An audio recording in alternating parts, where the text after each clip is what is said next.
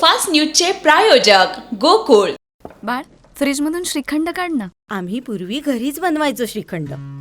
त्याची चवच वेगळी होती. आता काय सगळं रेडीमेड.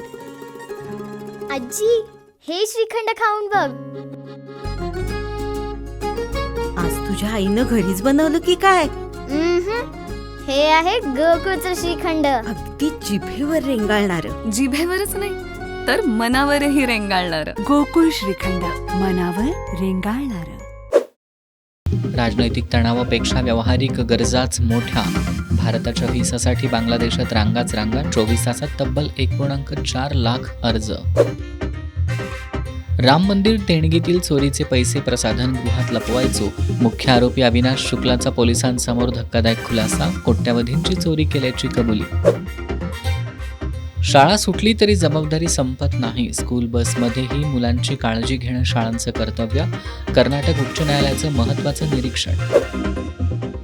सचिन अहिर यांची विधान परिषदेच्या उपसभापतीपदी बिनविरोध निवड. शरद पवारांच्या तालमीत तयार झालेले अहिर योग्य वेळी गोल करतात. उपसभापती निवडीनंतर फडणवीसांकडून कौतुक. कपडे बदलावे अशी लोक पार्टी बदलायला लागले. रोहित पवारांची सचिन अहिरांवर सडकून टीका.